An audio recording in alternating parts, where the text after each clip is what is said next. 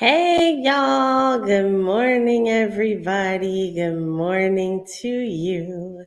I am elated to have all of you here. You are here watching, viewing, streaming, participating in the Google Basics series for Black Multiverse Enterprises. And we are presenting our Skill Up program. And so we are really excited to have you watching with us today. We're going to be getting started here very shortly. And we just want to encourage everyone to, no matter where you are, to take a minute, grab a piece of paper or your favorite laptop or your tablet or other device that you're going to write something down on, and make sure that you have a way to take some notes so that you can help to prepare and prep for an interview, as well as improvements with your resumes. That's what we're talking about today. So we're going to go to a few of our other sponsors, and then we will be getting started shortly.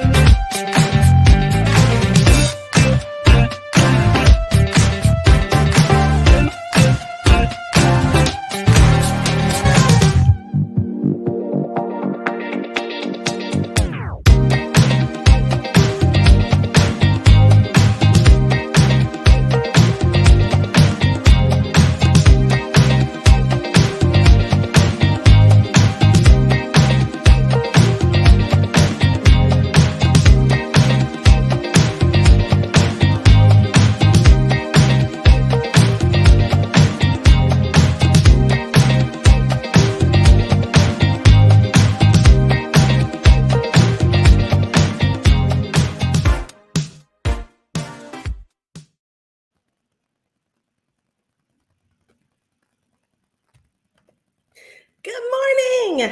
Hi. Welcome, everybody. I am really excited to have everyone here this morning. Today, we're going to be talking about resumes. So, man, everybody has had to complete a resume at some point or another.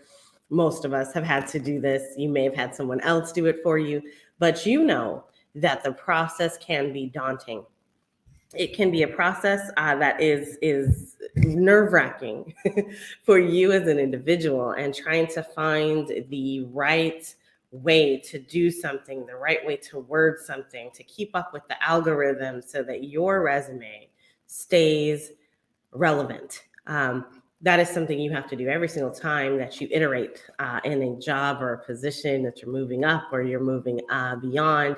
It is something that you always have to do. So, man, today we are going to be talking about improving your resume with some practical strategies. My name is Nicole Maxwell, and I am delighted to have you here with us. Do me a favor, we are just getting started. I do have this broadcast in many, many different places, so I want to just acknowledge some of those places right now. And so one of those places is the Pod TV.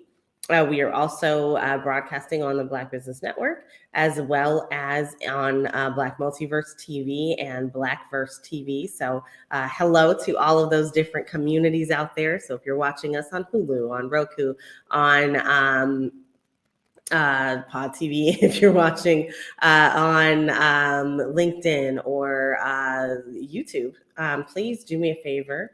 And or even if you're listening on Spotify or iHeartRadio or any of the other places that Max Distro has us out on, we are everywhere. And so wherever you are, just take a minute, a little second out of your day, and push that like button. Be sure to like and to subscribe to this broadcast, because my name is Nicole Maxwell. I am the CEO of Black Multiverse Enterprises. I am the founder of the Blackverse Metaverse community, and I am also the owner of Technical Consulting. All of those things are dedicated to helping support the education and training of people to help us get into the metaverse that is coming and being built up. And so I spend my days talking about the future and what that actually looks like for everybody to just begin to explore. What could this possibly mean for me and for my business and for me as an individual? So those are our different things. Thank you, Dan. Hey, so it is good to see everybody popping into the comments. If you're here, please do leave us a comment. We love seeing those. Awesome. So it is really good to just be able to connect with everybody, and we appreciate you all for being here, for popping in for however long you can stay with us today. Do me a favor and just know that you are not limited to just this broadcast, because this is being recorded. So we want you to watch us live. We want you to participate if you're in our Google Meet, which is going to be starting here shortly. If you're in the Google Meet, or if you are watching us in any one of those other areas, please know that you are able to tap into us in many different ways, but you're also going to be able to watch this on Black Multiverse TV. So if you go to blackmultiverse.live, you will be able to tap in to the actual broadcast there. So you're going to be able to do all of those things and make sure that you are up and running with us. So thank you guys for being here. Thank you for tapping in. All right, let's get started. Thank you. All right, so be sure that if you have questions as we're going through things, to go ahead and pop them into the chat. We're going to go ahead and get started. And so let me just present our slide deck here for you. All right. Okay, so again, my name is Nicole Maxwell.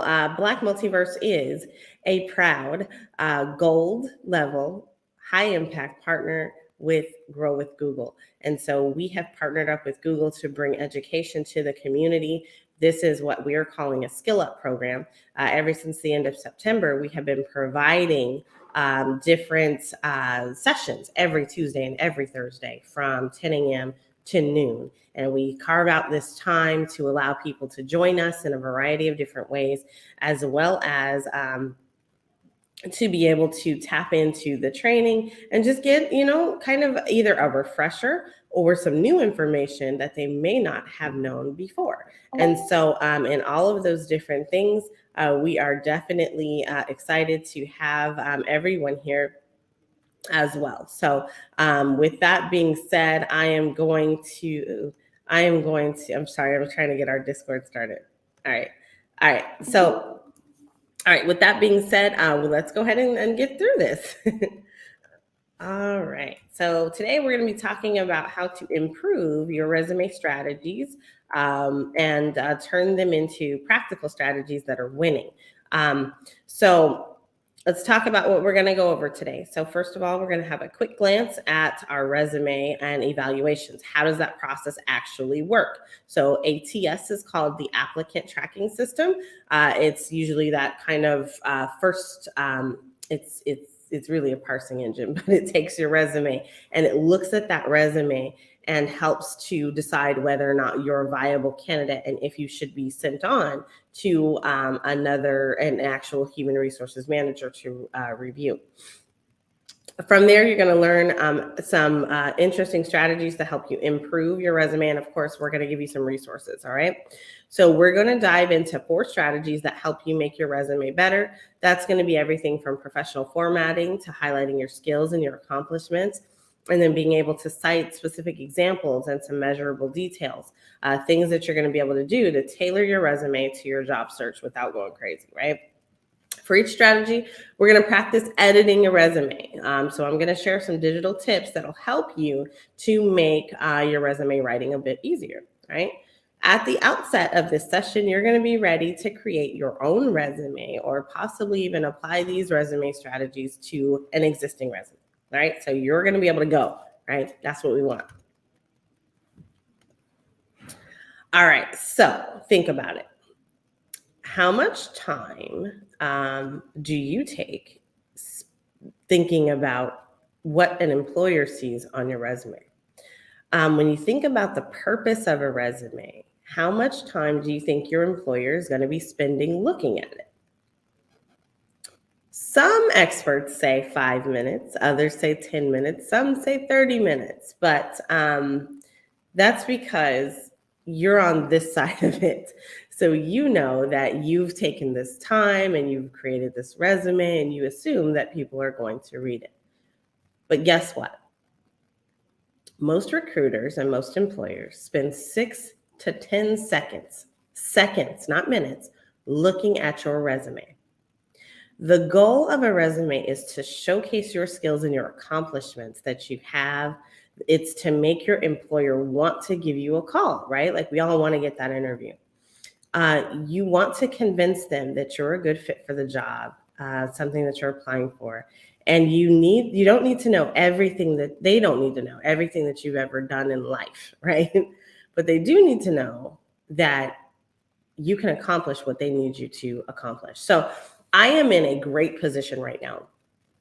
Black Multiverse is hiring. And so this definitely rings true. So as we're going through today's presentation, I'm going to tell you a little bit about my experience so far with trying to fill some of the roles that we have open. And so I have 10 positions open. First of all, for anybody who's listening to this, we have at least 10 positions open.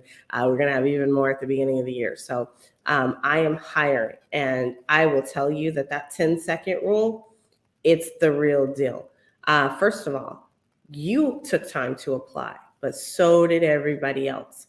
Right now, there are so many tools out here that people are using that get their resumes through the door very, very fast. But that means that my inbox just fills up and up and up and up and up. I opened up a position, our inside sales position. And that within 24 hours, I had over 130 applicants. And so when you think about that and you think about the fact that this isn't my full-time thing, like, so hiring is not a full-time job for me. I'm not a staffing recruiter. I still have other things that I'm doing, right? So I literally had to carve out an hour to go through that. So if you think about that, then that literally means I didn't have a lot of time to spend on resumes, or to review resumes. Plus, I had to then go off and actually contact people, the ones that I was interested in, to set up that interview. So think about the process, not from your perspective, but from the other side of it. How can you make your resume stand out, right? All right, so here we go. Even before the recruiter sees your resume, most companies are using what we call ATS. That is applicant tracking systems, and that sorts through your resume. Okay, so in general, it's a type of software that goes through the resume and selects which ones it can pass on to the human. So it's technology that is acting in place of an actual position, technically speaking, because back in the day, there was someone who actually did this role. ATS is extremely helpful, I'm not gonna lie, but it helps to streamline the process, and it allows them to quickly track and review and identify candidates. What this means, though, for you as a candidate is that if you want a recruiter to ever see your resume, it has to make it through an ATS screen. Okay? ATS systems cannot look at a resume and be thoughtful. It cannot look at a resume and say, oh, there's something more here. It can't look at a resume and say there's even a disability at work inside of this resume. It has to be objective, and it has to send off the resumes that meet the criteria that the recruiter supplied. Okay, so they might wind up eliminating resumes if it's something due to formatting or to other issues that can help them help the tracker read the resume. It's unfortunate because I know that I've been the victim of this, but I've also been on the other side of this. So I designed a system that actually did this. So I have a lot of input to help with this actual process and what it kind of looks like. These are really true, true tips. And I mean, it's very relevant. This is what's happening to your resume. So we have a lot of considerations when we're thinking about the resume. Here's a few tips that'll help your resume to make it through an ATS reader. All right. So look at the image on the right, the green one. It's very green. You're going to want to make sure that you're using the right file type. Okay. So when you're thinking of these file types, docs, DOCX is what I'm saying, DOCX, or a PDF file. Use those. Now, we're all about Google today, so you're going to be able to use Google Docs to create your resume, format it the way that it needs to be formatted, and then submit it as a PDF or as a doc file, a .docx file. All right. So make sure that you're using the download function, and we'll go through that shortly. Since ATS is scanning your resume for keywords, which are words that are relevant to the position, it can often be confused by fonts, by graphics, and even by certain tables, as well as columns and text boxes. If an ATS cannot read your resume, which means that it's reading and parsing the information on your resume, it automatically gets rejected, automatically. So keep your formatting extremely simple, right? Keep your formatting simple. And then you're going to want to, we'll be showing you some of the templates that we have that work really, really well with ATS systems. Side note, because I'm in the DMV area, there are also templates that work really, really well with government jobs because those ATS readers are a little bit different. The functionality is the same, but they're looking for different things. The technology that I developed is actually in use in the government contracting and proposal process. In that process, just so you guys know, inside of that process, when you're bidding on a federal contract, there is something as a part of that, what we call a proposal. There's a volume inside of there called a resume volume. And so it takes all the resumes and puts them together and submits them on behalf of the company, because the company's saying, we're able to do this job and here's why. And so if you're an employee in one of those organizations, it's taking your information and putting it into a proposal, and that proposal's resume volume includes your resume. And there's some really great formats that work really, really well for government jobs. But even in those, so what I did was create a way for us to have an ATS type of reader for that actual function. So creating the resume volume. All right. So a little bit different, but it still works the same way. So it's things that you absolutely need to be aware of. Okay. All right. So keywords. The systems on the right are shown. Those are ATS readers. So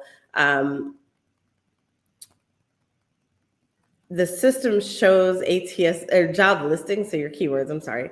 When the ATS detects that there are keywords in your resume, it's going to flag you as a qualified candidate. So as long as you have these words or words that are similar, it will flag you in the list, and you'll be shuffled off to be reviewed by the human. All right. You should adjust each resume to reflect the words that they're actually using in your job listing, because otherwise it's not a match. All right. Headers and footers. So in this recommendation, they're saying that ATS systems cannot read your headers and your footers very well. So make sure that you don't put any critical information, like that's the only place you have contact information. Don't do that. You want to make sure that your contact information is up at the top where it's always at. Now that you understand how an ATS works, you're going to be able to make choices that help to ensure your resume is going to get through the ATS tracking system, and also in front of a human reader. Now, for the rest of the workshop, we're going to be focusing on how to impress that recruiter. All right, so this challenge might take you a minute, but we're going to have like a really cool challenge right now. So let's start. Imagine that you are a hiring manager. You're looking for someone who's going to be filling a position. You know that what you're looking for, but you're busy and there's a million other things on your to-do list. So now you're trying to get through this large stack of resumes. Imagine you printed them out, and you got lunch in 30 minutes. Okay. These resumes have already made it through the ATS. Now we'll do an activity to help you get a sense of how resumes make a first impression. For this activity, make sure you have a pen and a paper nearby, or something digital to write your notes on, like a phone, or your little tablet. So we're going to take a look at a job description, and then we're going to give you 6 examples of resumes. And you're going to have about 7 seconds to look at each one and then process what you've seen. All right. So I'm going to try to flip through this as soon as I can. Right. All right. So I want you to write down one word that's going to describe the resume. And then I want you to decide with a quick yes or a no if you'd like to spend some more time on it. And then we'll move over to the next resume. Okay. So you can write down your word, so that one word that you are walking away with on this resume, and then you're going to say yes or no. Okay, so yes or no for each resume that we're about to review. All right. So here's the job description along with some of the skills that you might be looking for. All right, ready? So we seek a high performer to join our sales team. The successful candidate will be a responsible, motivated sales associate with proven experience. This person will manage the entire sales cycle, identifying sales needs, locating and expanding new markets, designing and delivering sales presentations, presiding over negotiations. To meet or exceed personal departmental goals, this person will need an excellent customer service representative with an entrepreneurial worldview, business acumen, and professional sales philosophy. Okay, so let's keep this description in mind as we are reviewing the following resumes, okay? If you're looking at this on a smaller screen, go ahead and maximize or zoom in on the window so it's larger, if you can. If not, I'll try to read what we can see, right? If you're just taking a quick scan, identify whether or not you'd want to know more about the applicant. So just look at the resume and just say, give it that 10-second look and see what you come out with. You don't need to remember all the details about the job. In fact, when you're looking at the resumes really, really quickly, it'll help you mimic what those hiring managers are doing as they're working. So take a quick scan of the resume, jot down your first impressions. And like the purpose of this is so that you can see what's happening on the other end. So you know what the actual, the recruiters are doing. So if you'd like to look at these resumes more closely, you can download them from our resources tab, and I'll give you all that information at the end. All right. All right. So number one, this is Asha's resume. Write down a word or two about your impressions of this resume. So let me go look at it because I got to do this differently.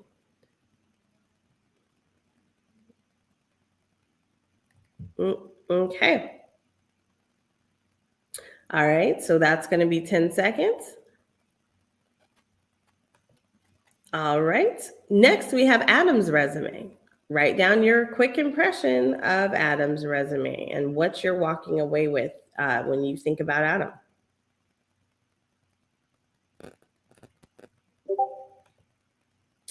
Next up, we have Titus. Titus's resume. Write down your impressions.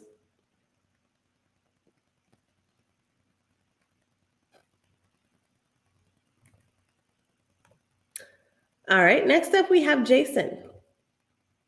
Jason's resume.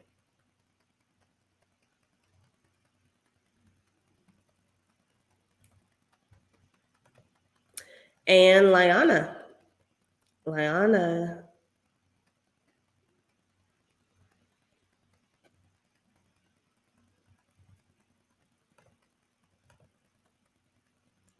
And then finally, Ibrahim.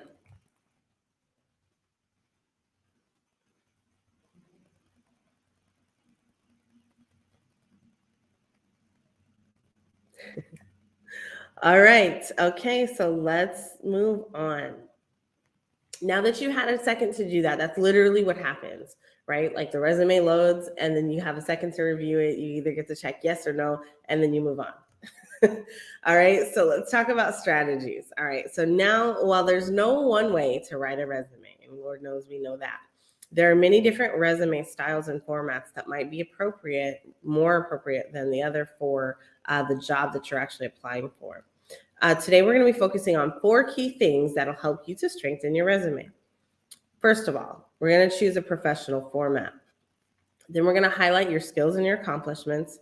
And then we're going to take it to specific examples and some measurable details. And then finally, you're going to tailor your resume to fit a specific job description. We'll return these sample resumes throughout the workshop, okay?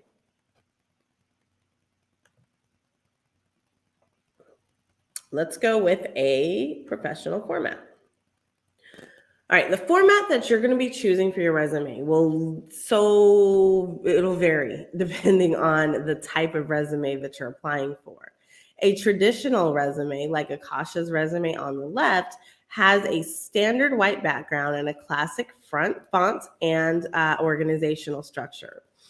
For a more creative field, you may want to submit a resume with less traditional design and formats, like Ibrahim's on the right.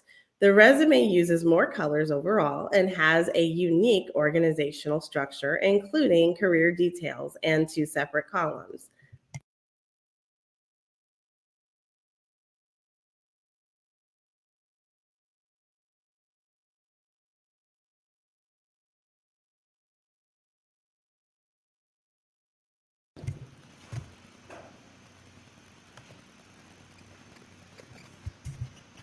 All right, you guys. So we are going to take a quick break. And when we come back, we're going to be looking at the different formats that we have available to us to utilize for creating our resumes. All right.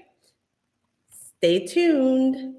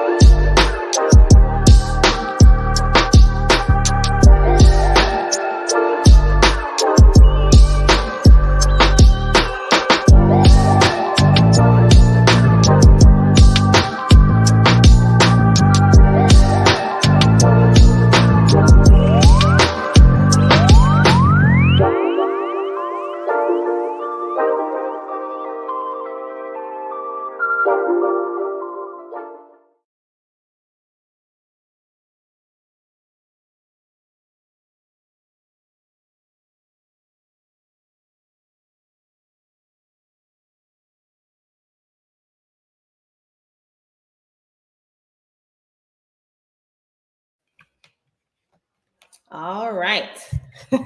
So we are back and we are looking at Ibrahim's resume. The format that you are choosing for your resumes is really super important.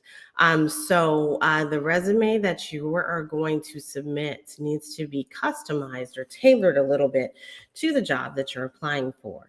A traditional resume, like Asha's resume, which you're seeing on the left, has a standard white background and a classic font, as well as a traditional organization structure, right? For a more creative field, you might want to submit a resume with a less traditional design and a less traditional format. Something like Ibrahim's on the right. This resume is going to use more colors overall and has a unique organizational structure that includes career details in 2 separate columns.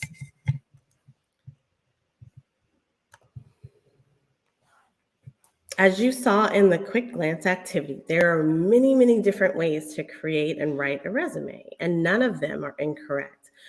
But as you viewed each resume, you most likely noticed several issues that hiring managers also see during their interviews and their reviews of resumes, okay?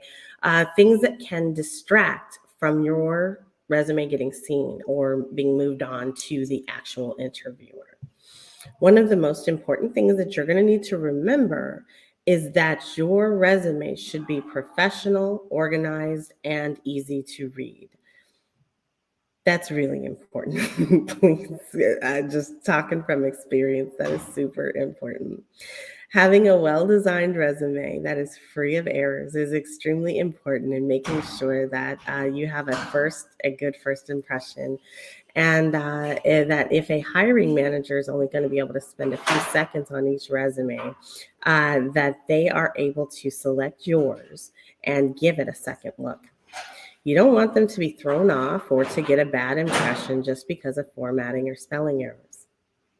Here are some really key attributes that you're going to want to be mindful of when you're creating your resume.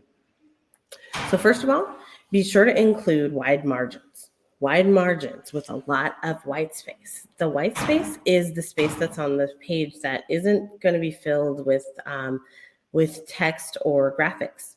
The reason you're doing that is so that it gives your resume room to actually be read. Uh, Sometimes you can convolute a resume just by putting too much in too many different spaces. And so you're not drawing the reader's eye to anything specifically. All right. Um, you're going to want to make sure that your resume is simple and that it's using an easy to read format. Okay. So we talked about formatting quite a bit. You're going to want to use clear headings and then choose an appropriate font. So the go-to font for literally everything on the planet, which drives me absolutely insane, is Arial. And so Times New Roman is also another one that people are using. Helvetica, not so much.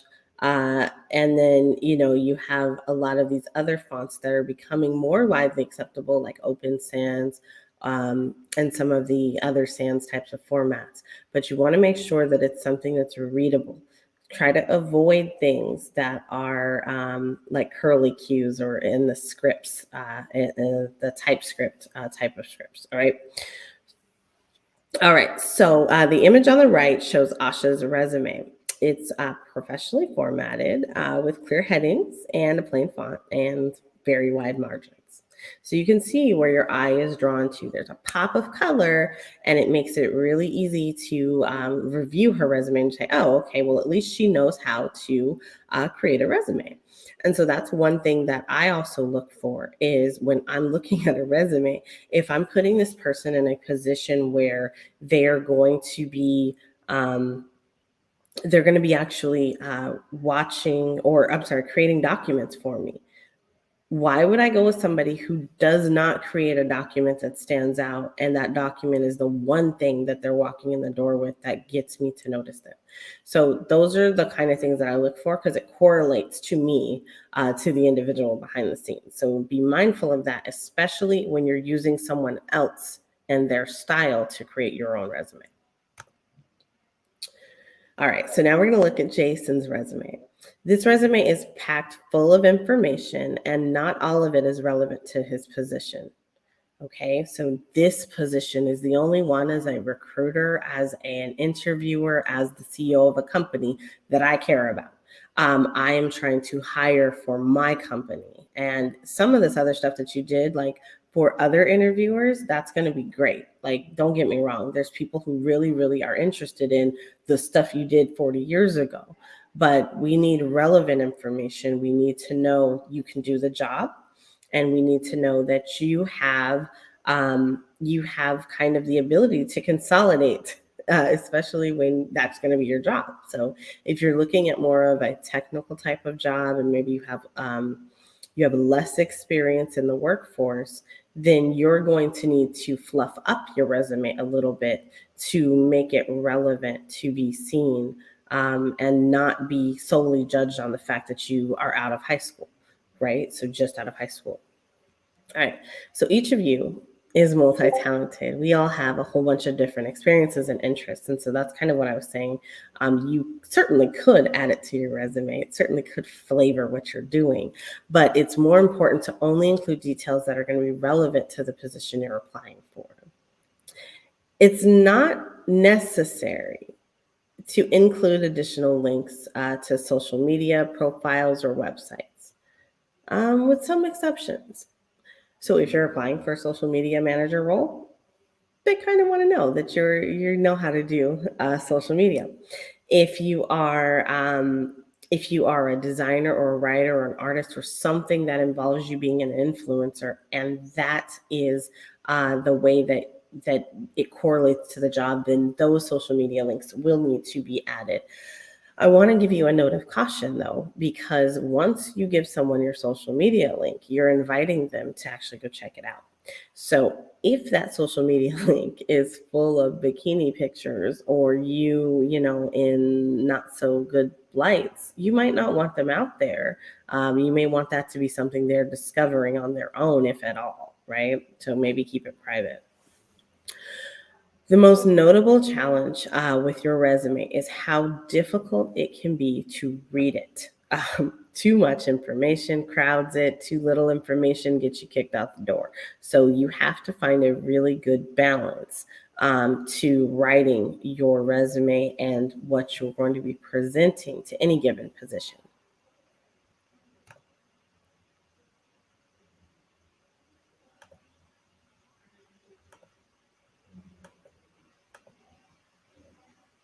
All right. Okay. Now on Adam's resume, this resume is too sparse. Okay, so wait a minute. Hold on. Yeah. So those kinds of things exist on Jason's resume. We called those out. Now, on Adam's resume, he's got not enough information here. There's way too much white space, and the emptiness that happens to be on this page could give the experience that, or the impression that he doesn't have the experience to do the job, right? So unless this is an entry level position and anybody could do this, we may want to have some more information. Adam's resume doesn't include details about the responsibilities or his accomplishments at the other job. It's leaving too much to be discovered, right? Like, I don't have enough information to make a decision, and neither does an ATS reader. Don't assume that the employer who's reading your resume will know exactly what you did at each job just because you had a certain job title. You don't want to miss an opportunity to highlight your successful projects or your expanded responsibilities or your measurable accomplishments. Sometimes your work experience, it isn't the only area of your resume where you're going to be able to showcase your accomplishments. You can get really creative. So think about your certifications, of course. Think about your awards, any volunteer work that you've done, part-time jobs, continuing education classes, things that make you more qualified than someone else. Put those on your resume, especially if you don't have a lot of other information to add in terms of experience. All right, so Titus's resume, you may have found it a little distracting. And depending on your industry, it might be. For those of you who are like me, this resume stood out because I instantly resonated with it. It was like, oh, there's green here. He likes the color green. That's cool. To me, that would have been a plus. But for other jobs, other roles, it is definitely not. If you happen to get with a hiring manager or recruiter who is more inclined to be a little bit more old school, they don't want to see colors. They don't want to see too many fonts. They want your name to be bolded, and that's about it, right? So you have to really maybe do your research on the organization and find out who's who behind the scenes if you can, and kind of what their likes and dislikes are. Check out their LinkedIns. If you can come up with the name of the hiring manager, go out to their LinkedIn and check out kind of what's their writing style like. Maybe that's a good indication for how they're going to be able to support and fulfill a role. But if they're doing it in teams, my old position when I was director of professional services, we did everything when it came to hiring as a team. Like, I would get to select the people I wanted to see, but then like 3 people would interview that same person. And it was so that we had a good fit for the organization and that we all had approval of anybody that was coming in. We were very small. So there's different ways of doing things at different organizations. I can tell you firsthand that I got so many complaints about people not liking that process. But at the end of the day, it doesn't matter. You asked us for a job, that kind of thing. So be mindful that you're going to go through these different experiences for sure. Depending on your geographic location and the type of job you're applying to, whether or not you put a photo on your resume may or may not be a standard practice. Some parts of South Asia, South America, I'm sorry, South America, Asia, Africa, Europe, they all require that you have a photo on the resume. However, if you were applying for a job in, the U.S., depending on the industry, that might not have been a good idea, especially, given certain tensions, whether they're political, and then the type of picture that you put up there. That definitely is going to have an impact. So even if you are putting a picture, make sure that that picture is obviously professional. And but that can also be judged. So if you're going to an environment that is super casual and that's the role that they want you to play, if you happen to provide a resume that isn't super casual, or a picture on your resume that isn't super casual, that can get judged as well. So just be mindful that there's a lot of things, pros and cons, behind putting a photo or not putting a photo. This one is a peeve. It's definitely a peeve for me, but did you notice some typos on this resume? You're going to want to make sure that you are taking the time to proofread, to review your resume for not only spelling errors, but grammatical errors. I have a gentleman in my realm, and he writes for a living. He's a writer, but he writes in this specific format that drives me absolutely batty. And if I were getting a resume from him, I would kick it out immediately because I know how he would format it. So think about those kinds of things and make sure that you're standard, but that you also stand out, right? So make sure that you are preventing errors and things on your resume. There's a lot of tools that can help you with this. Google has them built in. Anytime that you have a resume or any document that has some spelling errors on it, Google will highlight them for you. But it's up to you to make sure that those resumes, that those errors are corrected. Now, let me give you another tip that we're not going to talk about. So let's say that you actually had some spelling errors and you did not resolve those, but then you submitted that resume to the system. And let's say that you did a document. So you did a the doc.x format, so Word format, right? When I open that resume, it does the same thing. So I'm going to see all the errors that you left there. And I instantly know that you left them there. So clean up your errors. Make sure that you turn on spell check if it's not on. Use additional tools if you need to. But it is definitely in your benefit to do that and to just think about the process that's happening after that resume is received. All right. Now, Ibrahim's resume reflects his background, and it's his background because he is a graphic and web designer. It is a clear and clean layout with a whole lot of blank space. And it looks good. There's a few things about this that I personally don't like, but we're going to talk about those, right? So you saw an example of a photo on a resume a couple slides ago, and we talked about that it lacked a little bit of professionalism. Ibrahim's photo is professional, but it's not necessarily required for this type of job. I would say, like for me, I don't mind the photo being there, but I would rather a headshot, like something that's from the head up, than to have this long photo with him kind of oddly in the frame, right? The other thing that I would say is that the photo of him is actually too dark for the document that it's inside of. So there's a lot of little critiques that I would be giving this one. And so that would make me ask, visually speaking, like, you're a graphic designer, why didn't you catch that? All right, so those are the kind of things that I would be looking at.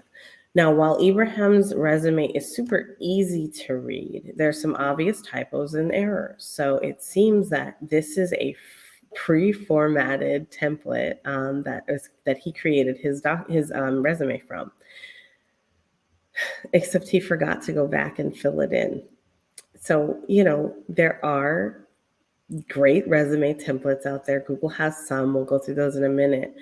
But when you get a template, you gotta be sure to fill it in with your own info. So this one would get tossed out because I instantly recognize lorem ipsum as filler for websites and website design.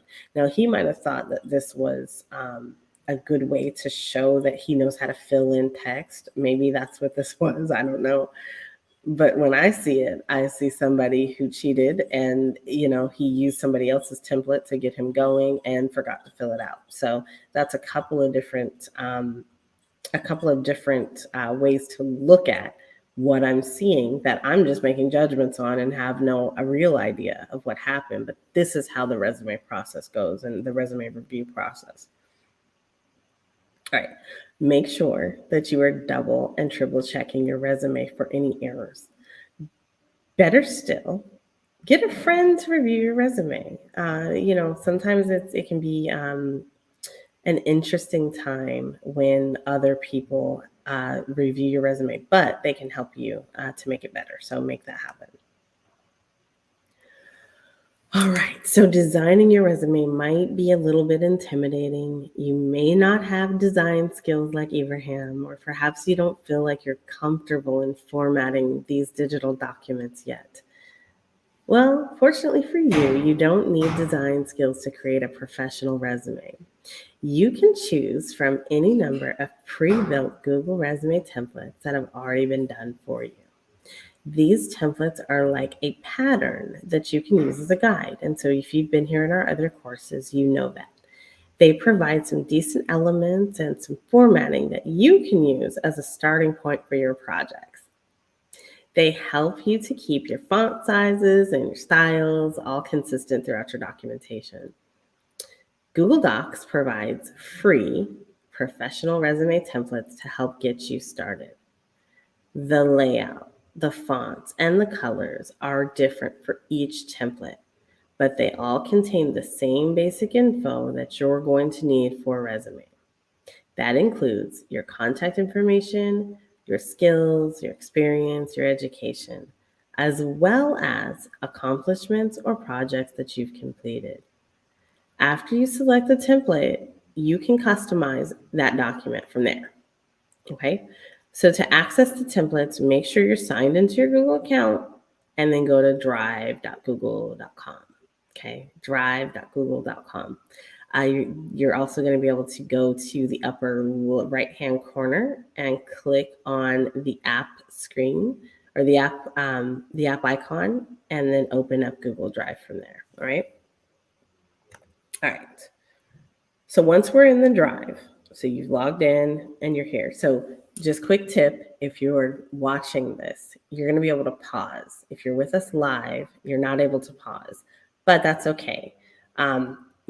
Just keep going. Take your time and sign in. You're going to sign into your Google account. If you do not already have a Google account, stop this video and go create one. Okay, so you're going to be able to open that up. Once you're in the Drive, you're going to click on New up at the top, and then click Google Docs, and then click that little arrow to the right, and it'll open up another menu that lets you choose a template. Okay, so now the template selector is going to come up, and now you're going to see that you're able to actually choose a template, right? So pick one that you like. So search for the resumes and pick a resume that you like. After the workshop, go through all those templates and see which one might actually work best for the situation that you're in, for the type of activity that you're in. Some of the templates might lead themselves better for specific industries, for specific purposes, or maybe you just want to do like a totally different resume style just to test things out and see how it works. We won't go into each one of these today, but please do make sure that you go out and explore these templates. And if you have a resume, it's going to need to have at least the following fields. So first of all, your name. Gotta have your name. You're going to want to make sure your education's in there, your contact information's on there, your skills, and also your work experience. Now that we've addressed formatting and your first impressions, let's talk about the next strategy that you can use to make your resume more professional. How do you highlight your skills and your accomplishments? Notice that this says highlight. We're not saying list out. We're saying highlight. How do you highlight? That means you don't need to include everything. Right. So what does that mean? Let's dive into that a little bit more. So first of all, your resume is not a comprehensive list of all the jobs that you've ever had. It is not a list of all the things you've ever been involved in for the last 20, 30, 90 decades. Your goal is to showcase your skills and your accomplishments, the things that you have that will make the employer want to call you for an interview. You can convince them that you're a good fit based on the information you put on this resume. They don't need to know everything that you've ever done in order for you to have accomplished that. Hiring managers absolutely do need to see your skills and your accomplishments that are most relevant to the job that you're applying for. They'll likely know what the most recent experience you have. They'll want to know what that is. So make sure that it's first. Don't be afraid to eliminate jobs from your resume that are not relevant to the one that you're applying for. Your work experience list does not need to be exhaustive. It needs to highlight your skills and your accomplishments that you have that are relevant to the job you're applying for. But I'm going to give you a note on that. So we're going to talk about this in a second, but you want to make sure that if you're removing jobs, like you at least account for them in some kind of way. Because if you don't account for them, it looks like you have like this big, huge gap in your resume. If you've done other activities like part-time jobs or volunteer jobs, anything that's closely related to the job that you're applying for, and you've used that information would be useful, put it on there. Make sure that it's there. If you're starting a new career and perhaps you haven't worked in this field before, examine all the job experience that you do have and see how you can correlate it. What's your why? Why are you applying for this job? And then go from there. Like, oh, well, I was a healthcare coordinator, and then, I started doing, medical records. And after that, I saw how databases work. And eventually I became a SQL developer. So now I want to put my skills together to be a SQL developer. Tell that story in chronological order on your resume. All right. Okay, so take a minute. Let's practice. We're going to decide which opportunities you want to include on your resume and which ones you should not. Okay. Imagine you're going to be applying for a sales representative position that we talked about earlier. Think way back, because that was a long time ago. Think about the work experience that you have. We're going to say that your work experience is over on the left. And you've been a waiter or someone on the wait staff. You've been a cashier. You've been a volunteer. You've had bank teller experience, perhaps some babysitting, and some freelance blogging. Now take a few minutes and think about each of these positions. In the comment box, tell me which jobs you would include, why or why not. Better yet, just tell me which ones you would not include and why.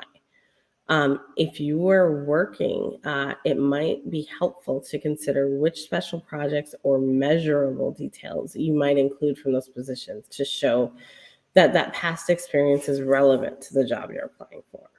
Okay, so if you guys did that, let me check here really, really quickly. Hey, oh, wow. Okay, so we've got some great comments, and we are going to keep on going. You guys, thank you for being here, and thank you for looking out. And then think about, we're going to go through the list. So which jobs would you have included, and which ones did you leave off?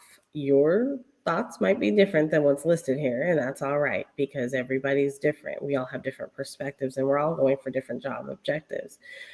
So let's talk about some of the skills that we would have pulled from each of these positions, and then let's talk about how we would include them on your resume for the sales representative position. For wait staff or for a waiter or waitress, you would have been tasked with upselling the customers that you were waiting on. You would have learned how to handle stressful situations, and you'd be able to tell them everything about the add-ons or dessert menu that would suggest specific accompaniments to their meals. So those are all upsell activities. So you got to figure out a fun way to sell what you're doing to make it relevant to what you want to do, right? So as a cashier, you engaged with customers for a majority of your workday. And that's important. So you're a people person, and now I know that. Perhaps you raised funds as a part of your volunteer work. This experience might be viewed to that of a salesperson, right? A sales representative. As a teller, you may have had to learn details of every product or every bank or every service that the bank offered. This is technically a skill. So you were able to know your catalog of services and be able to suggest them. That's called suggestive selling. A babysitting job shows responsibility, and it also shows that you're a good multitasker. It also shows that you know how to handle children. And so perhaps that's a skill needed in the environment you're going to be selling with. Freelance blogging work is something that you've required that you negotiate rates for your work. And then those kind of negotiation skills, like that's super important in any kind of sales role. I'm telling you. All right. So what you should or should not include in your resume is entirely subjective. Some people may have chosen to include babysitting. Others just thought it didn't apply. This all depends on you and the skills that you have, as well as the ones that you want to showcase. How good you are at doing that is going to mean the difference between getting an interview and not. If you decide not to include some of those jobs or experiences, you could save them and mention them at an interview, or even if you do a cover letter. I can tell you that I've had one cover letter out of the 700 or so different candidates that I've reviewed for some of these positions. If you can make a connection to the job you're applying for, or you just might leave them out entirely if you can't, okay?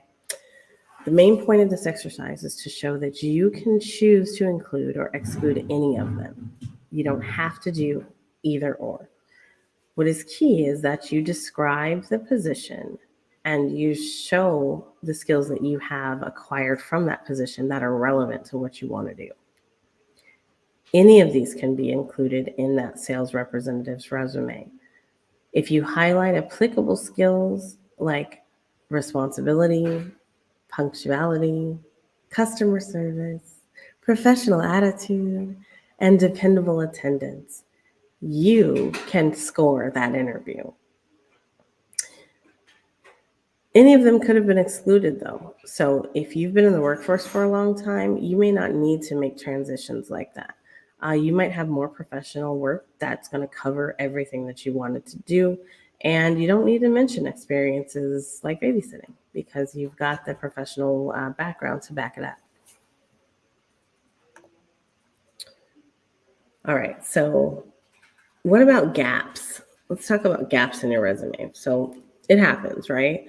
Many people have to take time off of work for any variety of reasons, including caring for loved ones or furthering their own education. Perhaps it was, due to the economy, they lost work, or they were transitioning from one to another. They wanted to go to school, they had a family. If you have a gap in your work history for any reason, whether it's months or years, you may be able to highlight the education or volunteer work that you did during that time. You can also describe the experience and the skills that you acquired during that time. So what did you do? okay? If you managed a household, you learned skills. If you learned a new language because you were out touring the world, you did that and you toured the world. You're exposed to different cultures and different ways of doing things. So that's a leg up if you think about it. Anything else may show your growth in the time that you were off, right? Another possibility is to use something that's called a functional resume. So a functional resume is like the one that we're seeing here. Okay, so in a functional resume, you're able to organize your employment history by the experience and the skills that you have rather than chronologically by a time order. You can use a functional experience resume if your experience comes from short-term jobs or from contract work. It's just better because you have a broader range of things that you actually do. You can still include your work history, but in a functional resume, it's going to be grouped together and then de-emphasized, right? So hiring managers focus on your experience and your skills, and you're drawing their attention to that. Now, listen, no matter what format of resume you're choosing, you should you should include your continuing education training, any certifications that you've acquired, any additional coursework that you took on as a part of higher learning or earning that certificate online, workshops like this one. They're going to be able to be put on your resume and included as a way that you have done what? Professionally developed yourself. So you can even add on a professional development segment to your resume. Just be sure that that if you include it, it adds value. You want to make sure that it adds value. All right. Include the basic details for each course or each program that you completed. Add in the name of the sponsoring school or the organization, the title of the course or the program, and then the date of your completion. And you can even discuss a little bit about that during your interview because you're going to land the interview. All right. So, for example, if you've taken this course, then you could say that you took the Black Multiverse and Grow with Google Improving Your Resume course. And maybe that will draw some attention to the fact that now you are a resume writer, right? So those things can go hand in hand. You could also put that you've participated in the Black Multiverse Google Skill Up program or the Google Basics program. So either way, and if you want to use me as a reference, as long as you are registered and you're somebody that I can validate has been here, I will definitely give out that recommendation and confirmation of attendance. Here's another way to use your digital tools that are going to help you to organize information for your resume. Use your Google Docs to make a running list of things that you consider and you might want to put underneath work experience, okay? That could include part-time jobs, full-time jobs, any side work that you've done around the neighborhood or clubs, organizations that you've participated in, volunteer work, amongst other things, right? You can update your document at any time from any device that's connected anywhere on the internet. That's your Google Doc, okay? When you write or you're updating your resume, you don't have to spend a whole lot of time thinking about what you did in the past. You're going to have a whole list of that stuff right there, readily available. So all you got to learn how to do is copy and paste, and then manipulate the lines a little bit. Okay, so now we have a third strategy. Let's talk about that. Maybe you have a whole lot of things to include in your resume, but you don't know which ones to emphasize. How do you make those connections, and how do you show the employer that you are the right fit for the job? Using specific examples and some measurable details in those descriptions of your work experience are going to show what you've achieved and how you've accomplished what you have. This is what we call showing impact. Impact. It's such an important term. What impact can you have by joining my organization? Specifically, what have you done and how has it impacted your coworkers, your team, or the company. Lots of people will have words like innovative, organized, efficient, leader, effective communicator. All of that's going to be on the resume, but how can you show that you actually did this instead of just using those phrases?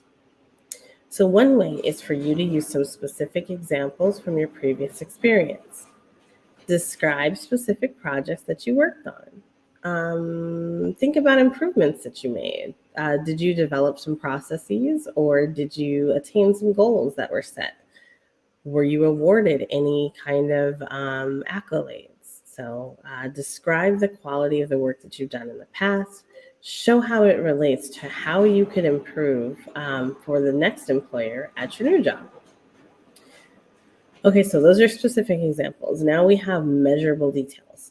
So whenever it's possible to quantify the work that you did, you should.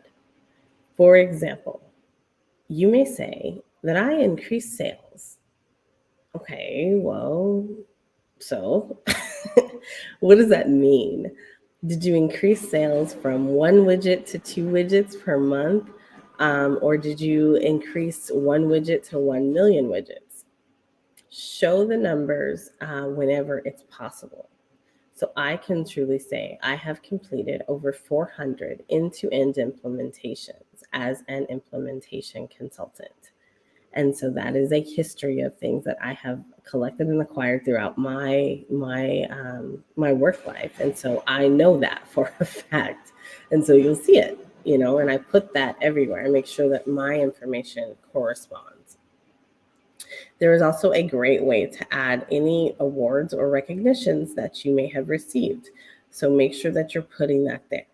Also show other people how you view your own accomplishments. So you might be like super fantastic, but like you have this way of looking at things that it's just not highlighting that.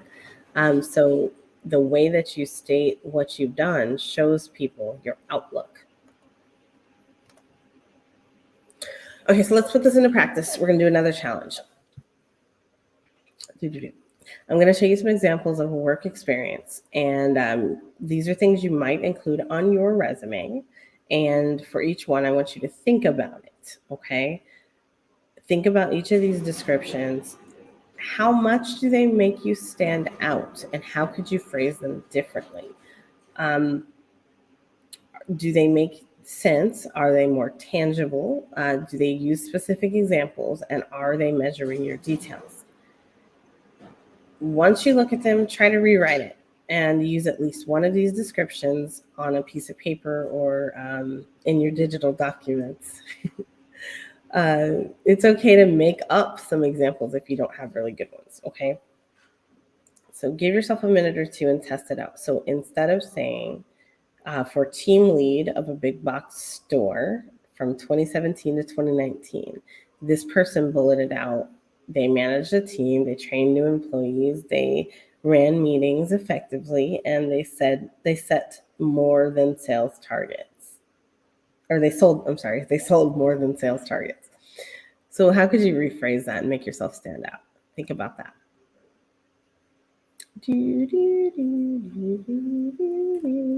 All right. Okay, let's go on. Okay, so this is just one example of what your resume might look like once you've added those measurable details, right? So instead of you managed a team, you get really specific. I managed a team of 8 employees from new hires to 15-year company members. You might say that you trained 15 employees in 2 years. Alternatively, you could specify that you ran weekly team meetings and maybe perhaps 20 people attended regularly. You can be specific about the sales targets that you exceeded, and you could say that you exceeded them by 0.5%. But note that when you're using numbers, you got to make sure that they're right? So first of all, if there's verifiable information about that, you don't want to get caught saying the wrong thing.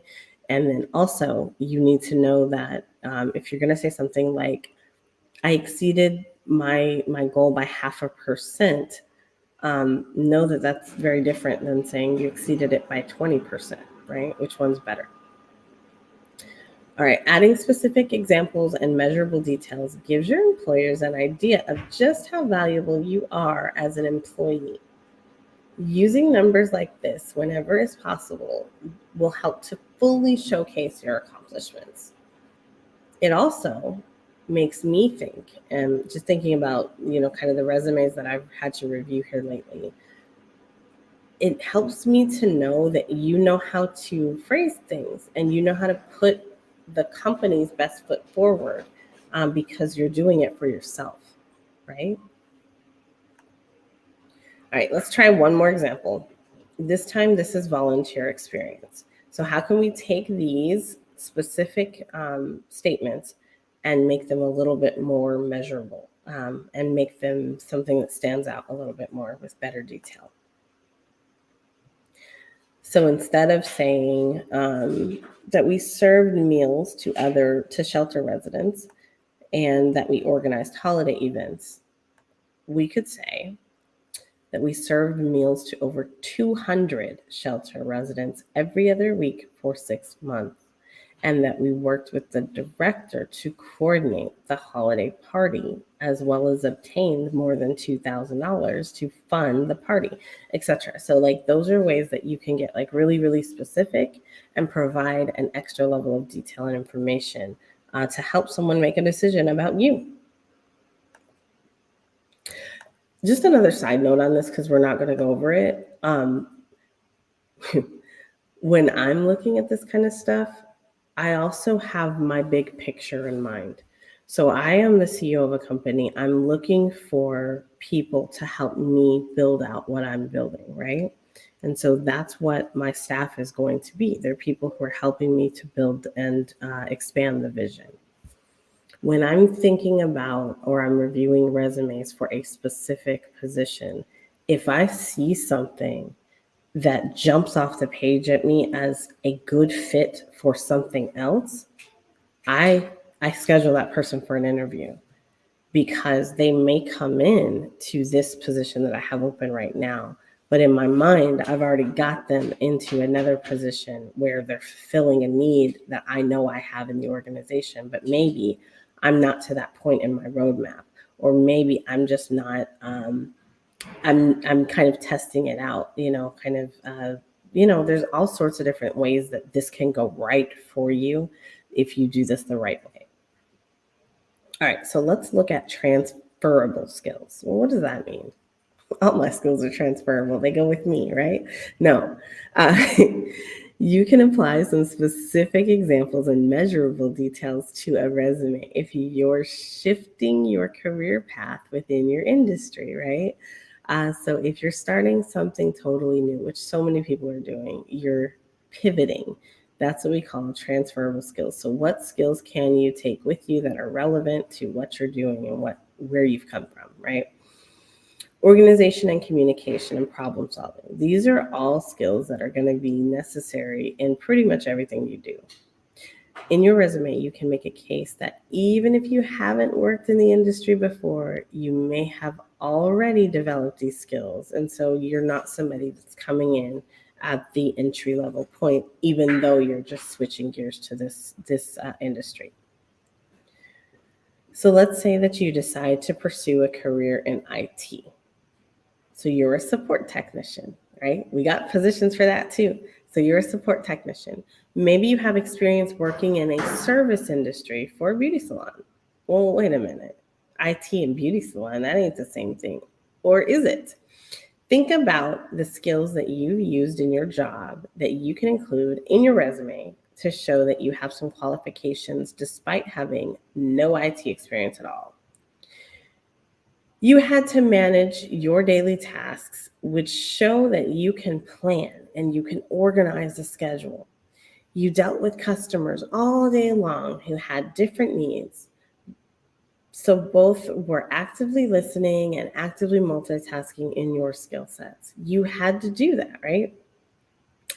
If you're a managerial candidate, or if you have managerial experience, those skills transition into every role that would be underneath you as a manager. So you know how to manage up, right? Or you should know how to manage up. When you're adding these skills to your resume, try to include as many specific and measurable details as possible to emphasize how your previous profession can easily translate to your new one. When you write about your skills, use the job posting as a reference because that's what they're looking for. Give them what they're looking for. They're looking for you, right? If the posting is talking about clients' work and you're being referred to the people who visited to you as a salon, you might be able to correlate that to the clients that you're going to be supporting in your IT profession. So again, if you ever had to deal with clients who were irate or who had an unprofessional type of way about them, or you help people with hardware, then maybe that's relevant from your beauty experience in some kind of way. Try to find those correlations, match them up, and then you'll be in a better position to succeed. We've gone over a lot. Okay, so we talked about professional formatting. We talked about highlighting your skills and your accomplishments. And we talked about citing some specific examples and measurable details to make those accomplishments shine. Now, our last strategy is going to be to tailor your resume for every job you're applying to. I'm exhausted already. Let's talk about how we can do this. All right, so we discussed how businesses use screening or applicant tracking software to narrow down the list of candidates before a manager ever gets to them. These programs can scan your resume for keywords that are in the job description. But if those words don't appear on your resume, or if those skills that you're highlighting don't match the job description, guess what? Neither do you. The program is just going to decide that you're not a good fit for the job. If the employer is not using applicant tracking software, then people are definitely going to be scanning your resume for things that pop and things that stick out to them as relevant to what they're looking for. When you're creating a resume for a particular type of job, you should incorporate as many of the keywords in your past experience and work history as possible. When you describe your past experience using the same terms that the employer used in the job description, you'll have a better chance of passing through that screening software if the company is using it. And you'll have a better chance to stand out to the hiring manager. And this will show that you paid close attention to the qualities that they want. I feel so different about this. Like, I can't stand when you take my my job description and you literally copy it into your resume. So no, that's not what we're saying. We don't actually want you to do that. We want you to take keywords, okay? So keywords, and put them into your job description so that you get through the reader. But again, this is where researching can help, because if you are researching, then you may know if they're using a specific type of software.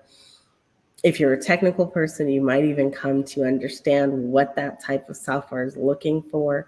And then you'll understand kind of what gets you weighted in the rating and what doesn't.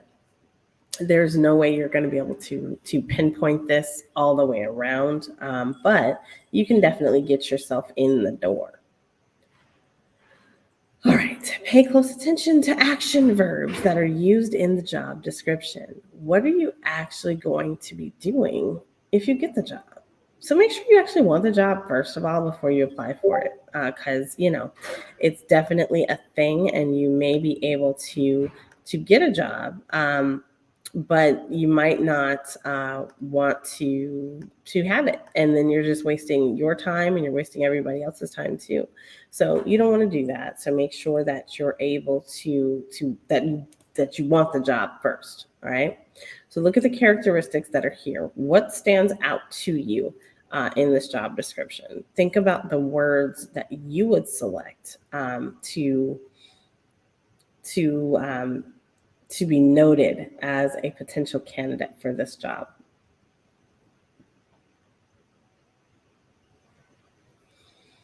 All right, so now we're going to do something cool. So now all the words that are highlighted are words that the ATS reader might pick up on. Okay, so you might include words like responsible, motivated, those action words. For these, you're going to want to include specific experiences that can illustrate how you actually were using or performing those actions. Here's some words that you could use that will help get your resume in the door for this specific position. All right, so these action words that are in the job description can help you shape the list of skills that you have for each job, and then to add and include measurable activities from your past work experiences.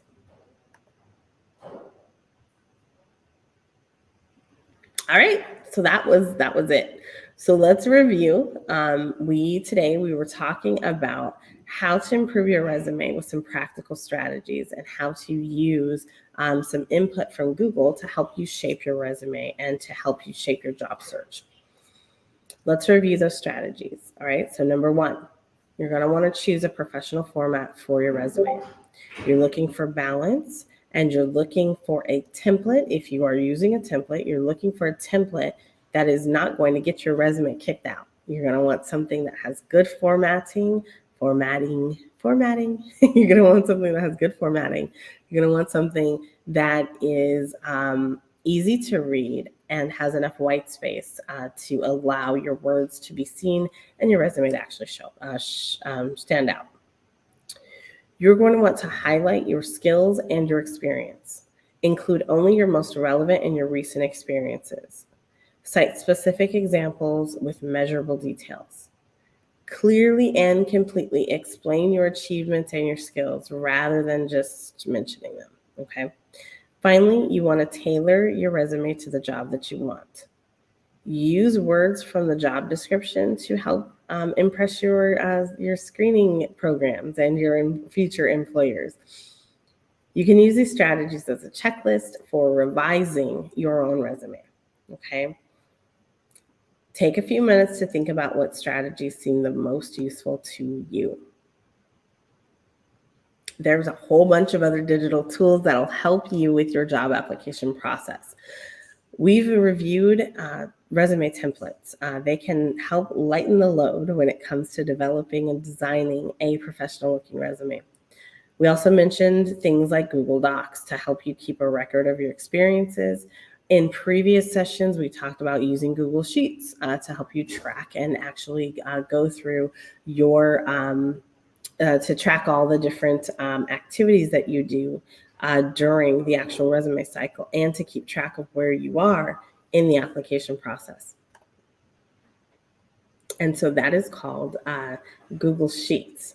All right. So as you are applying for different jobs or you're looking to find out about positions that you can apply to, you can track all of those on a spreadsheet. We went through this in one of our very first sessions. It was called Google Basics, and we talked about Google Docs and Google Sheets. So if you don't know how to use Google Sheets, go ahead and watch that video, and I'll put a link here so that you can tap into the video.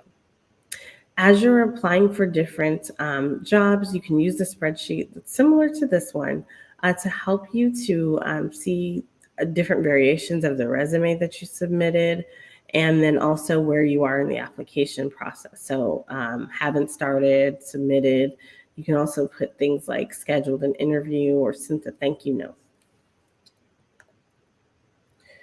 Finally, you could create a digital portfolio in Google Slides like this one. So, maybe it's appropriate for the industry that you're in to have an example of what you do. And sometimes it's really cool to have this available for a recruiter. Sometimes it's too much to include it in an actual resume. So you can actually put a link to your portfolio and have it pop out as a Google slide deck, right? So that's really cool. One thing that actually does happen, and this I'm guilty of as an interviewer or resume reviewer, someone who's hiring manager.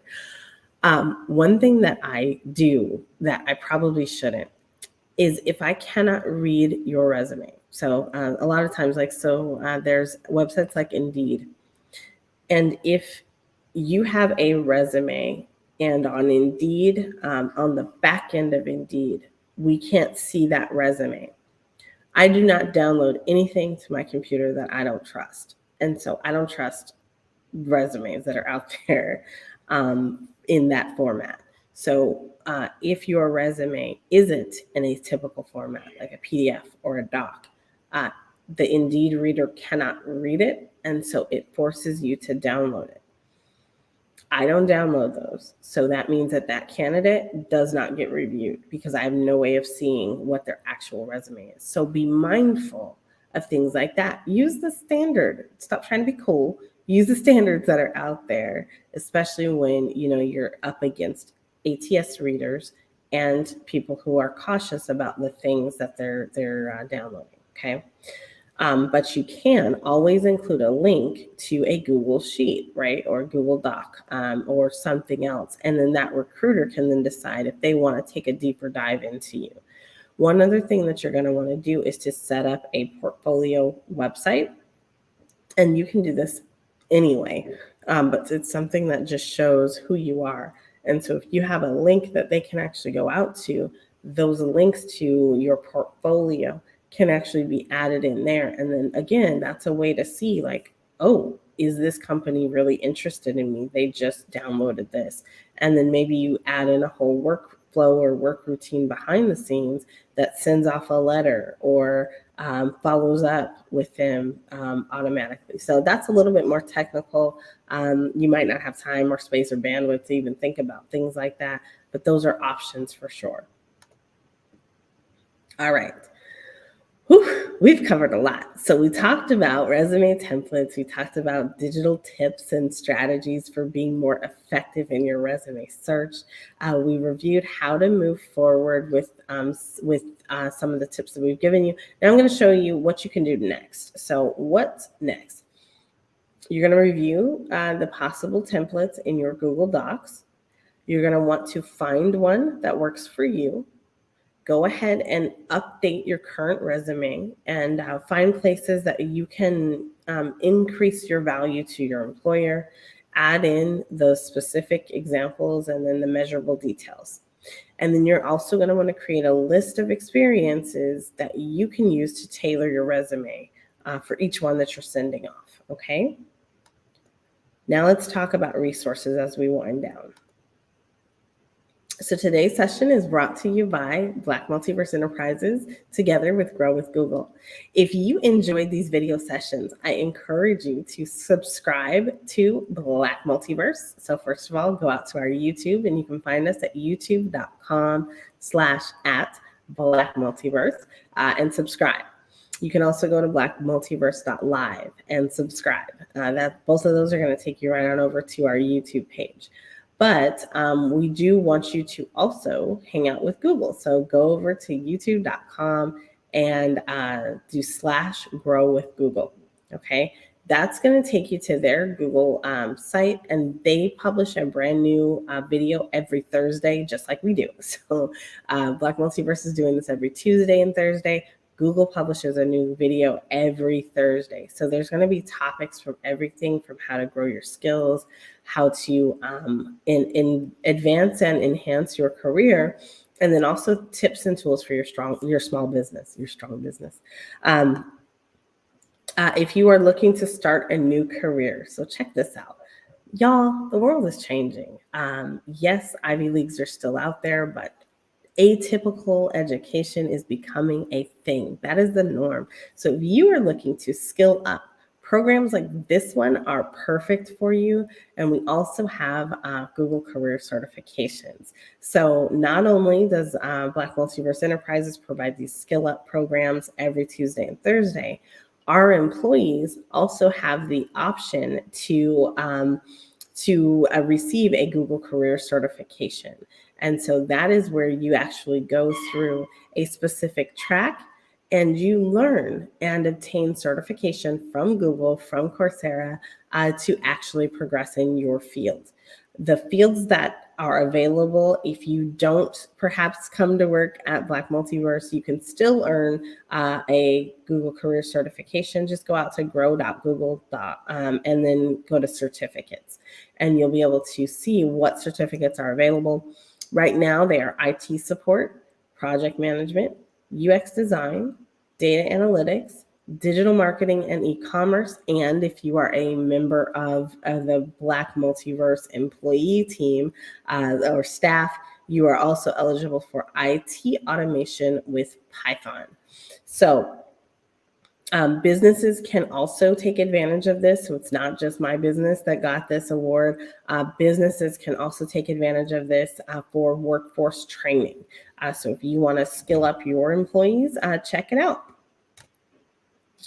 Grow with Google is an initiative that is out here to help people prepare for work, to find jobs, and to grow their businesses. Job seekers can grow their skills in order to find new jobs, as well as to advance in their careers. Teachers can learn how to put the latest technology to work inside and outside of the classroom. Small business owners can help build their online presence as well as find new customers.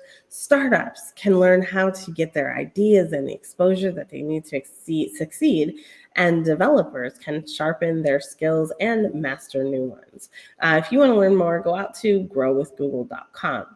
If you are interested in becoming an employee with Black Multiverse or checking out some of the positions that we have available, I highly recommend that you reach out to us at careers@blackmultiverse.io. So not .com, but .io, okay? So we are wrapping up for the day. I want to thank everybody who is here, everyone who's popped in. We see you guys in the comments. I appreciate you for being here. I hope today was helpful to you along your career journey, along the journey to achieve whatever dreams you are trying to. I am thankful for our networks and for everyone who is supporting us throughout this whole journey. It's been great. Again, we are a very proud Grow with Google partner. We achieved gold status here in October, and so we will be providing these programs throughout the rest of the year. So from now until December 31st, every Tuesday and Thursday, you can find us right here on blackmultiverse.live, Blackverse TV, as well as the Black Business Network and Pod TV, Hulu, Roku, and any number of our other locations that we are distributed at, thanks to Max Distro. So you guys, we're gonna wrap it up here. I want to again say thank you to all of our sponsors. And speaking of education, man, one of our sponsors is the EE Testing Center out in Los Angeles. So if you are in Los Angeles and you need a proctored exam issued, if you need to take a Pearson exam, a VUE exam, please check in with the EE Testing Center and tell them Technical sent you. And so we are very grateful for their support as well. And so this is their logo. Please do tap into their phone number, which you will see on the next screen.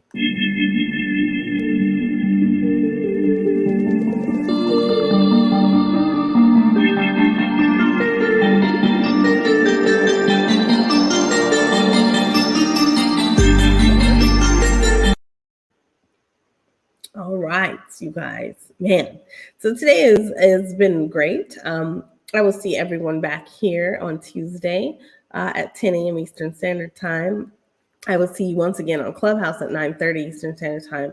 If you are looking to be notified of these courses as we're having them, please tap in with me. You can reach out. You can sign up at blackmultiverse/skillup. And that is going to be available to you to go ahead and sign up, and you'll get the emails from my team as they are sending them out every week. So we usually send those out on Sunday nights. Okay. So thank you to the Clubhouse family. I see y'all. It is good to have you guys here. And we're going to go ahead and close things out with a quick video, and then oh wait, one more word from our sponsors really quick, and then a quick video.